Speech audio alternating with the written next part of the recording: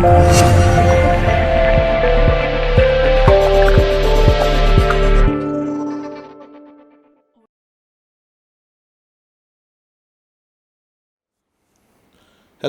and welcome to Camera Review. Today we are unboxing a Micro Four Thirds lens, namely Panasonic Leica 42.5mm at f1.2. This ultra sharp and fast lens is one of the best portraiture lenses you can buy for a Micro Four Thirds lens. And Panasonic, in collaboration with Leica, has gone out all the way to make this lens to be one of the best and most sharpest lenses in the market. Along with its complex structure, it is one of the best lenses that has been introduced in the last year or two. And we'll be looking at this lens in more detail in our future reviews. Right now, we will look at the features that it has and closely examine what it offers.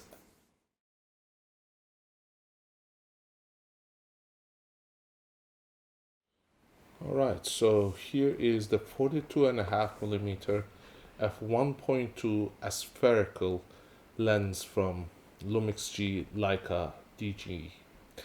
Now it's important to notice that this lens is their fastest lens, and it is one of Leica's great achievements in terms of quality and technology.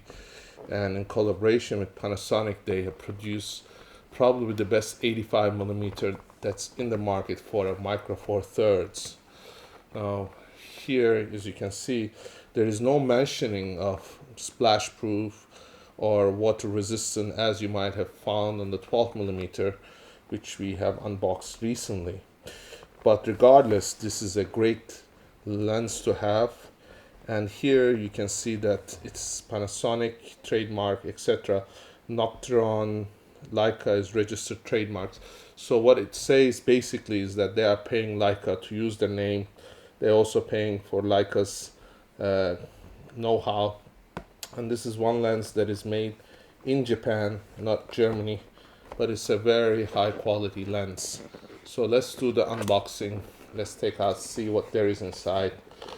And we open it as such, and let's take out the first piece. Here is always the lens pouch, and apparently they usually come in plastic. This one I guess is not in plastic. They might have also.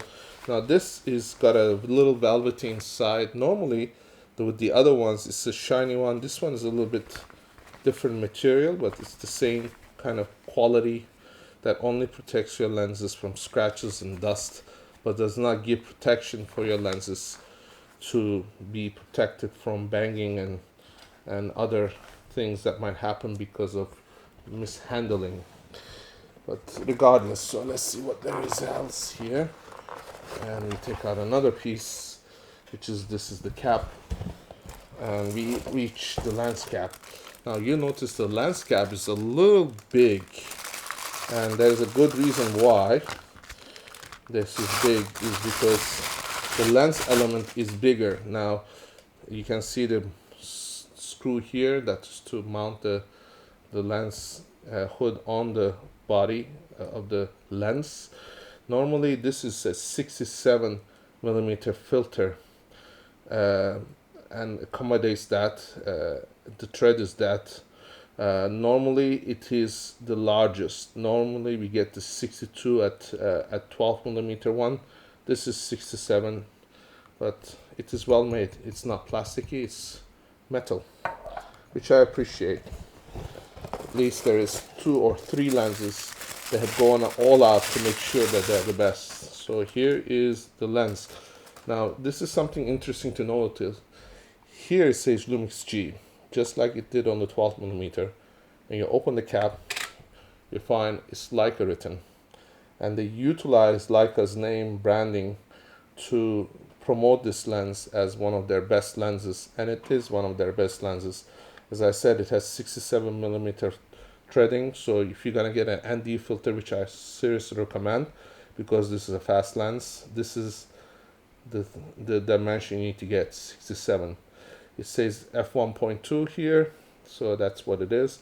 42.5mm. Now that is no accident, because When you multiply that by 2, you're going to get 85 millimeter, which is the focal length this lens is intended to be.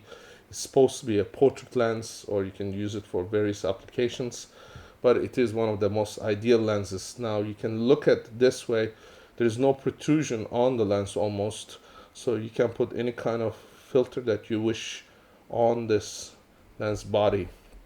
Again, as I mentioned, for other lenses that are in the lineup of Panasonic, this lens has this aperture dial, but as you can see, if I can open this, that it does not change the aperture, because it basically tells the chip inside to tell the connect to the body of the camera to change the aperture. So you are actually controlling the aperture through the body of the camera and not through the lens. And I prefer that to be mechanical, but it's not, so we can't do anything about that. So here we have 0.5 or 1.64 feet to infinity. Now, generally, Leica are not known, like Zeiss lenses, to be able to focus as close as 0.2, which some lenses do, like the 12 millimeter. But this one starts at 0.5, and it's kind of to be expected because this is a portrait kind of lens. But this lens could have gone to 0.3. It hasn't. Here is the most beautiful part of this lens, which is autofocus, manual focus. I use it manual all the time. And then we have the power o.i.s, which means optical image stabilization. You should always leave it on because you don't want to have shake, especially because the focal length is longer than let's say the shorter ones like the 12 millimeter. And this is one lens that I would recommend getting if you are going to buy it. It should be the second lens you get after the 12 millimeter, because those are true investments that will serve you for many, many years to come. One of the important factors to notice is that this lens is got metal construction. It's not plasticky. It is well made. It's a little heavier than the other lenses. In fact, it is 425 grams. That is almost 4 times the weight of the 20 millimeter f1.7 lens from the Panasonic. So you're getting a nice chunk of glass. And the reason this is so heavy is that it has got 14 elements in 11 groups. So that means there's a lot of glass in this body to make it sure that it performs exceptionally well. One of the things to notice is that this lens has got 2 aspherical surfaces to reduce the distortion, and then it has one element that is ultra high refractive index element. That means it keeps out the ghosting and the flares. And then finally it has one extra low dispersion element as well to help this lens to perform very accurately. Sadly, with all that technology, it is somewhat digital. If you don't know how to light properly, and that's one of the drawbacks of having these super fast, ultra sharp lenses. Yet if you are to use this lens correctly, it could give you some amazing results. It all ends up being in the hands of the person who's using this. And I will give you some tips in the next couple of weeks as I do more reviews on this and compare the image quality with other lenses on how to get the best out of this lens that you have here, and also to make sure that whatever you are using this lens with, you're going to get the best image quality. Because remember, at f1.2 it is a very shallow depth of field. Even though we multiply that factor by 2, that's 2 stops, so you are actually going almost up to 2.8 as far as the 35 millimeter equivalent is concerned. Yet still you will need to be able to focus correctly, and some of the ways that is being done is that with autofocus. But with autofocus, even with the GH5, which has had some issues with autofocus, you would want to be very careful, because it may not know where it needs to focus if you are going to not know how this lens will perform or what its limitations are.